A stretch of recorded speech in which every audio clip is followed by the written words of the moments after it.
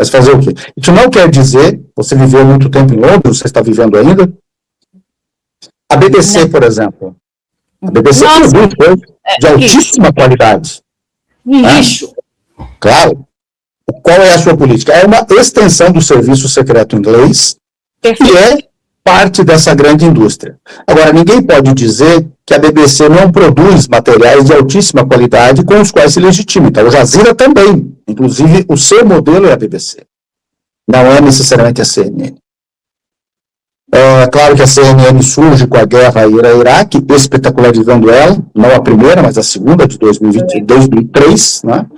E ela surge para o mundo com a nova propaganda de guerra. Ali surge a propaganda de guerra 2.0, substituindo aquela propaganda de guerra profissionalizada a partir da Primeira Guerra Mundial, do seu início, promovida pelos ingleses. Né? Mas, 2003, tem a 2.0. E a propaganda de guerra para o genocídio, aberta, porque não foi desta maneira de 2003, acontece em 2023, 20 anos depois, com Gaza, e aí entra a Globo na jogada, entra a CNN na jogada, entra a Folha de São Paulo, Estado de São Paulo, o UOL, alguns mais, alguns menos, isso não quer dizer o conjunto dos profissionais entrando, mas os seus proprietários, os seus donos que integram esse sistema. Eles não estão apenas dando opinião ou deixando de dar opinião ou emitindo outras opiniões. Eles integram este sistema. Então, eles passaram a participar diretamente desses genocídios, desses extermínios. A Globo não existe sem este mundo que está aí. Se este mundo ruir, a Globo vai ruir junto. Se este mundo ruir, Israel vai ruir junto. E os Estados Unidos estão se preparando para um mundo, estrategicamente falando, se preparando, em que eles possam, eventualmente, até mesmo prescindir de coisas como Israel. Ou Israel se adaptar ao que os Estados Unidos precisará. A elite sionista, esta colocada para coordenar o gueto palestina, sabe disso. Esses são capos. Não é igual o genro do Trump e o Witkoff, ou Witkoff, que são capos a partir da vernissagem nova-iorquina. É diferente. Quando você pega o Smotrich, um sujeito que não sabe falar, fala babando, quando você pega o Ben-Gvir, que fala babando pela orelha, quando você pega o Netanyahu, que não sabe sequer sorrir sem parecer a encarnação do Satanás, esta gente não é a elite fina sionista de Nova York. Não é. Esta é a gente colocada para ser capo. Tal qual os capos do gueto de Varsóvia, tal qual os capos dos campos de concentração, que eram todos liquidistas. Ou cooptados pelo Likud para este processo, em virtude da aliança do Likud com o Partido Nazista. Naquele momento, o Likud, como herdeiro do pré-nazista, mas já fascista, Lev Jabotinsky, que liderou até sua morte, nos anos 30, ou no final dos 20, salvo melhor o juízo, liderou os chamados revisionistas sionistas, que são o que é hoje o Smotrich, que é hoje o Ben-Gvir, que é hoje essa lacraiada que veste kippá e de vez em quando terno e gravata. Eu queria te perguntar uma coisa que está talvez transparecendo dessa nossa conversa, e eu não sei se eu entendi corretamente. Você está me falando assim, os Estados Unidos, se você pega a imprensa americana, eles vão falar que Israel está seguindo ordens. Não, os Estados Unidos está seguindo ordens de Israel, que os Estados Unidos não queriam bombardear, e que Israel, você vê até o John Kiriakou, ex-agente da CIA, falando que Israel falou, se você não for e bombardear o Irã, nós iremos, com as armas nucleares, bombardear o Irã. Então, nós temos essa interpretação dos fatos, de que Israel teria pressionado os Estados Unidos para bombardear.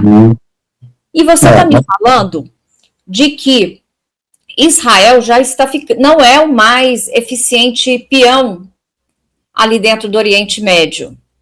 É que Israel talvez seja muito mais uma demonstração de forças, se eu tiver te entendido corretamente, do que realmente algo que pode motivar os Estados Unidos, e você vê um interesse próprio dos Estados Unidos aqui. É isso que você está me falando? Onde que nós estamos com essas interpretações? Eu acho que você traz uma coisa importante, eu disse isso numa intervenção ontem, e vou repetir aqui, porque esse gancho é interessante.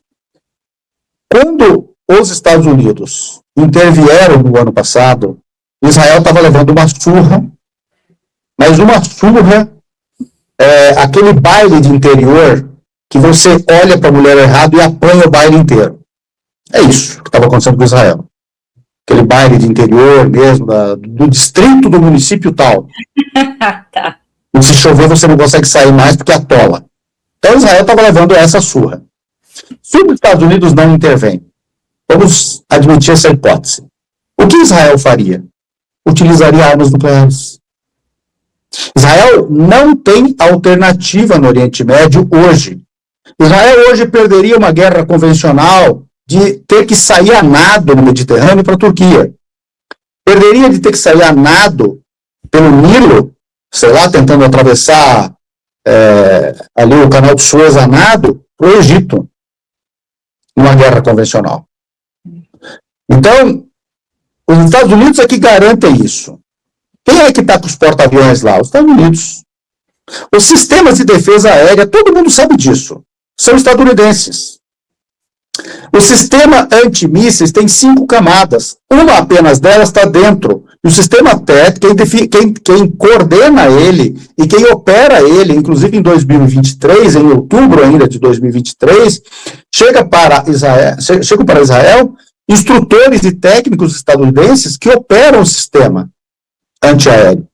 Um deles foi destruído no Iraque, né? Acho que no Iraque. Então, este processo todo é um processo em que os Estados Unidos lideram, não é Israel. A teoria que você acabou de apresentar, que algumas pessoas apresentam, é aquela teoria que vulgarmente a gente chama do rabo que abana o cachorro. Não é verdade. O cachorro abana o rabo. Os Estados Unidos são esse grande cachorro. Para os Estados Unidos é cômodo. Por exemplo, quem é que está sendo julgado por genocídio em Gaza na Corte Internacional de Justiça? Israel. Quem deveria? Os Estados Unidos. Aí você pega os capos e apresenta eles. É igual o mandante em outros tempos, no cangaço e outras coisas, mas o mandante nunca aparecia. Aparecia um outro pistoleiro. Estados Unidos tem um grande pistoleiro, mais de um, mas Israel é um pistoleiro privilegiado. Israel seja talvez aquele cara que existia anteriormente, que contratava pistolagem. Em Maringá, eu morei, tinha um cara chamado Galo Cego, que contratava pistolagem para os grilos de terra. Então, veja, era até um cara cujo nome ficou romantizado, Galo Cego. Então, é isso, Israel é isso. Eu não acredito nessas teorias. Eu acho que existe luta dentro da elite estadunidense. E na elite estadunidense há sionistas e não sionistas, há gente mais apta a estas saídas, outras para aquelas outras saídas. Isso existe. Agora, dizer que uma jacuzada que está acreditando que Moisés vai bater o cajado em algum lugar para jorrar água, santa capivara, né? Isso não dá para levar a sério. Walid, eu queria retornar um pouco para o Irã. Queria mostrar aqui, isso aqui é o momento do anúncio da morte do Khamenei. E eu queria falar com você um pouco o que deve ser as circunstâncias internas. Vamos ver esse vídeo aqui, muito impressionante. Isso depois que anunciou-se a morte.